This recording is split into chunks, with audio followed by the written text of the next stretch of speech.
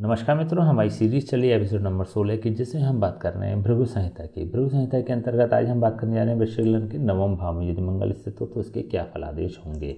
प्रथम भाव में 8 नंबर का मतलब होता है वृश्चिक लग्न। वृश्चिक लग्न में मंगल प्रथम भाव और षष्ठम भाव इन दोनों भावों का स्वामी होता है।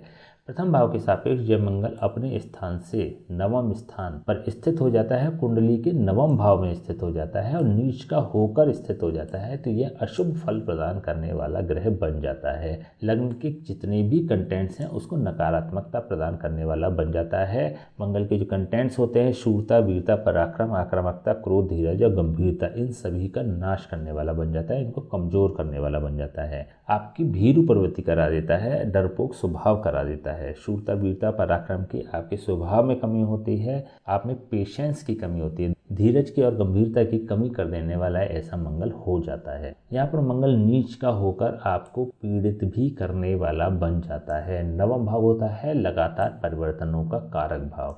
आपके जीवन में लगातार परिवर्तन होते रहते हैं, आप स्टेबल नहीं हो पाते हैं, जिसके कारण आपके जीवन में संघर्ष बढ़ जाते हैं। आपका भाग्य भी साथ नहीं देता है, आपको अत्यधिक परिश्रम की और कठोर अनुशासन की आवश्यकता पड़ती है। आपके जीवन को अत्यधिक संघर्षपूर्ण बना देने वाला ऐसा मंगल हो जाता है। आपके व्यक्तित्व को, आपकी पर्सनैलिटी को भी यह वीक कर देने वाला हो जाता है। आपका जो समाज में प्रदर्शन होता है वह भी कमज़ोर हो जाता है। तो ओवरऑल अगर देखें तो लग्नेश का नीच का होना अच्छी स्थिति नहीं मानी जाती, और वह भी भाग्य के स्थान में। यहाँ पर यह भाग्य को भी पीड़ित कर देता है, स्वयं भी पीड़ित हो जाता है। यदि हम छठे भाव के सापेक्ष देखें, छठा भाव होता है रोग, ऋण और शत्रु का भाव। यहाँ पर रोग, ऋण और शत्रुओं से आपको पीड़ित कर देने वाला ऐसा मंगल हो जाता है। रोग, ऋण और शत्रु के भाव का स्वामी जब पहुंच जाता है तो आपको रोगी बना देने वाला होता है, आपको रीडिंग बना देने वाला होता है और शत्रुओं से आपको पीड़ित करने वाला ऐसा मंगल हो जाता है। यदि इसके कारकत्व की दृष्टि से हम देखें तो मंगल होता है तृतीय भाव का कारक और षष्ठम भाव का कारक। तृतीय भाव के सापेक्ष यदि देखें तो यह अपने स्थान से सप्तम स्थान पर स्थित है। जैसे कि हमने बात करी है, तृतीय भाव होता है साहस का, परिश्रम का, पुरुषार्थ का और संघर्ष का।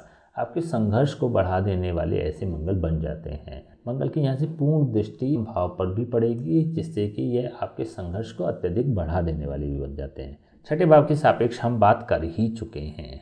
छठे भाव के सापेक्ष इनकी जो स्थिति है वो नकारात्मक स्थिति है। चलिए हम इनकी दृष्टियों की बात कर लेते हैं। मंगल की 3 दृष्टियां होती हैं, चतुर्थ दृष्टि, सप्तम दृष्टि और अष्टम दृष्टि। चतुर्थ दृष्टि से यह द्वादश भाव को देख रहे हैं, सप्तम दृष्टि से यह तृतीय भाव को देख रहे हैं और अष्टम दृष्टि से यह चतुर्थ भाव को देख रहे हैं। यदि हम इनकी चतुर्थ दृष्टि की बात करते हैं तो चतुर्थ दृष्टि सुख और सुरक्षा प्रदान करने वाली हो जाती है। यहाँ आपके खर्चों को, आपकी हानियों को रोक देने वाली ऐसी दृष्टि बन जाएगी, लेकिन आपके भोग को भी कम कर देने वाली हो जाएगी। देखिए, द्वादश भाव भोग का भी होता है, द्वादश भाव हानि का भी होता है, व्यय का भी होता है। तो हानि और व्यय को तो अवश्य रोकेगी, लेकिन इसके साथ आपके भोग की प्रवृत्ति को भी रोक देने वाली होती है, उसको बाधा उत्पन्न कर देने वाली होती है। तो आप भोग नहीं कर पाते, आप अपनी इच्छा के मुताबिक केवल जीवन यापन ही कर सकते हैं, भोग नहीं कर पाएंगे। मंगल की यहाँ से पूर्ण दृष्टि तृतीय भाव पर पड़ती है। संघर्ष, मेहनत, परिश्रम और पुरुषार्थ को ऐसी दृष्टि बढ़ा देने वाली होगी, क्योंकि मंगल यहाँ पर अपनी उच्च राशि को देख रहे हैं। आपके जीवन में परिश्रम और संघर्ष बढ़ जाता है। मंगल की यहाँ से पूर्ण दृष्टि और अष्टम दृष्टि चतुर्थ भाव पर पड़ रही है। देखिए, मंगल की जो अष्टम दृष्टि होती है वो विध्वंसकारी दृष्टि होती है। जब विध्वंसकारी दृष्टि चतुर्थ भाव पर पड़ती है तो चतुर्थ भाव को पीड़ित करने वाली हो जाती है। चतुर्थ भाव होता है सांसारिक भोगों की उपलब्धता का कारक भाव, सुख का भाव। ऐसी दृष्टि आपके सुखों की हानि करने वाली होती है। वाहन, भूमि और भवन से आपको दूर कर देने वाली होती है। वाहन, भूमि और भवन का आप सुख प्राप्त नहीं कर पाते। तो ओवरऑल देखें तो ये जो पूरी मंगल की प्लेसमेंट है वो बिल्कुल ही खराब स्थिति में जा रही है।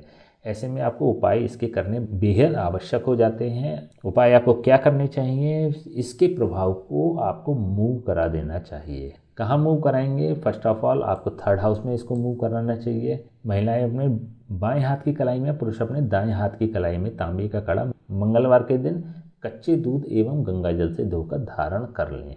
यदि आप ऐसा कर पाते हैं तो इसका प्रभाव आपके तृतीय भाव में रिफ्लेक्ट होने लगेगा। लेकिन मान लीजिए यहाँ पर तृतीय भाव में इसके कोई शत्रु ग्रह स्थित है, मान लीजिए राहु स्थित है, मान लीजिए बुध स्थित है, तो आपको यहाँ पर मूव न करा के लग्न में इसके प्रभाव को मूव करा देना चाहिए। उस स्थिति में आपको क्या करना चाहिए?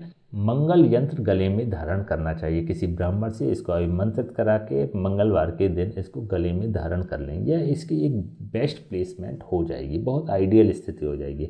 आपके जीवन से संघर्ष और बाधाएं समाप्त हो जाएंगी और आपको एक संघर्ष रहित जीवन प्राप्त होगा। यदि आप ऐसा करते हैं तो चीज़ें सरल हो जाएंगी, बेहतर हो जाएंगी। ठीक है, तो चलिए आज हमने बात करी आपसे वृश्चिक लग्न के नवम भाव में यदि मंगल स्थित हो तो उसके क्या फलादेश होंगे। नेक्स्ट वीडियो हम बात करेंगे वृश्चिक लग्न के दशम भाव में यदि मंगल स्थित हो तो उसके क्या फलादेश होंगे।